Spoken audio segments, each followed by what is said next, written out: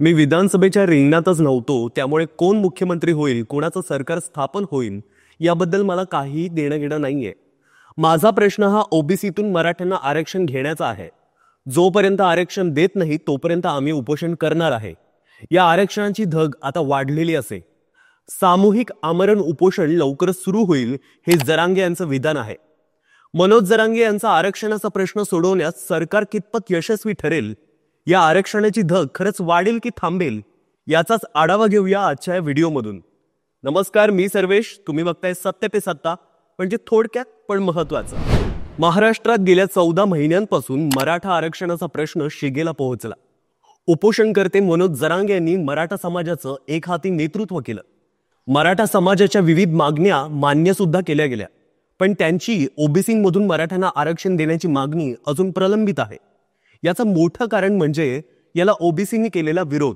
अहो, मला सारखा दम लागतोय. आज माझा अजिबातच मूड नाहीये. मला ना कसं तरी होतंय. माझ्या हातापायाला मुंग्या येतायत. माझं खूप डोकं दुखतंय आज. अहो, माझ्या थायरॉइडच्या गोळ्या संपल्या आहेत. लवकर आणून द्या ना. या सगळ्या कुरकुरी आपण देखील रोज ऐकता का? हो ना. अहो, या त्रासावर सोपा उपचार आहे. Doctor Chatej homoeopathy clinic. तुम्हाला आरक्षण पाहिजे असेल तर स्वतंत्र प्रवर्गातून घ्या. ओबीसीमध्ये आधीच रस्सीखेच चालू असताना त्यात मराठा समाज घेऊन सामाजिक स्थैर्य प्राप्त होणार नाही. त्यामुळे मराठा समाजाला ओबीसीमधून आरक्षण देण्यात येऊ नये ही ओबीसींची भावना सरकारपर्यंत पोहोचली. यासोबतच मराठा समाज ओबीसीतून आरक्षण घेण्यासाठी ठरवून दिलेल्या निकषांमध्ये मागास आढळला नाही. त्यामुळे हा प्रश्न सुटू शकला नाही. सुरुवातीला मूक मोर्चाद्वारे मराठा समाजाची आरक्षणाची मागणी अस्पष्टरित्या दिसली होती.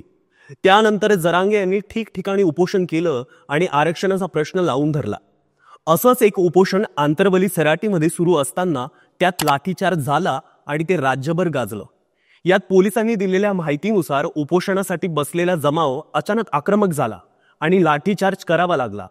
तर मनोज जरांगे यांनी दिलेल्या माहितीनुसार उपोषणकर्त्यांपेक्षा पोलिसांची फौज जास्त होती आणि उपोषण थांबवण्यासाठी ते आपसातच मारहाण करून जखमी झाले. आक्रमक पोलिसांना थांबवण्याचा प्रयत्न उपोषणकर्त्यांनी केला, पण अचानक झालेल्या लाठीचार्जमुळे अनेक माता भगिनी जखमी झाल्या. याची चौकशी करण्याचा प्रयत्न जेव्हा सरकारने केला तेव्हा संतप्त समाजाला पाहून तो मध्यंतरीच थांबावा लागला. त्यानंतर जरांगे यांनी सरकारला धारेवर धरलं. अनेक राजकीय टीकाटिप्पणी झाली, पण आरक्षणाचा प्रश्न काही सुटला नाही. ओबीसीतून आरक्षण द्यावं यासाठी मराठा समाज जसा एकत्रित झाला होता त्याच स्वरूपात ओबीसीतून आरक्षण देऊ नये, अन्यथा आपल्या आरक्षणावर गदा येईल अशी भावना ओबीसीमध्ये रुजली आणि ओबीसी सुद्धा एकखट्टा एकत्र आले. त्यातच मराठा लोकसभा निवडणूक जाहीर झाली आणि सरकारमध्ये असलेल्या महायुतीचा दणदणीत पराभव झाला.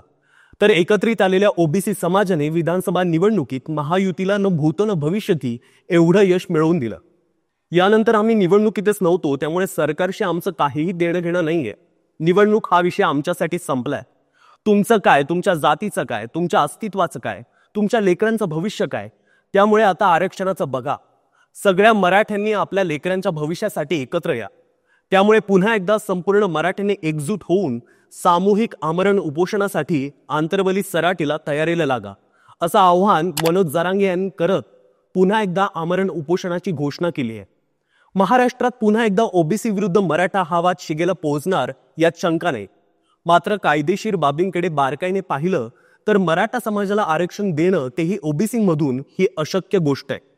यासोबतच ओबीसींचा असलेला विरोध पाहता सरकारला कुठल्याही एका गटाची बाजू घेऊन निर्णय देणं जमणार नाही. त्यामुळे या अशक्यप्राय गोष्टीची केलेली मागणी सर्वच राजकीय नेत्यांना ठाऊक असताना सुद्धा मराठा समाजाला वेठीस धरण्याचा प्रयत्न कोण करतंय हे पडद्याआड असलं तरी लक्षात यायला फारसा वेळ लागणार नाही. मराठा समाजाला सध्या दिल्या गेलेल्या सुखसुविधा यात प्रामुख्याने अण्णासाहेब आर्थिक विकास महामंडळाकडून नवनवीन मराठा उद्योजक घडवणं, सारथीमधून दिल्या गेलेल्या प्रशिक्षण आणि विद्यार्थ्यांसाठी भत्त्यामधून नवनवीन मराठा अधिकारी घडवणं, अशा अनेक सुविधा अडचणीत सापडण्याच्या मार्गावर आहेत. त्यासोबतच पुरोगामी महाराष्ट्राला मराठा विरुद्ध ओबीसी या वादात अडकवून प्रगतीची वाटचाल थांबवण्याचा प्रयत्न कोण करतंय हे लवकरच समजेल.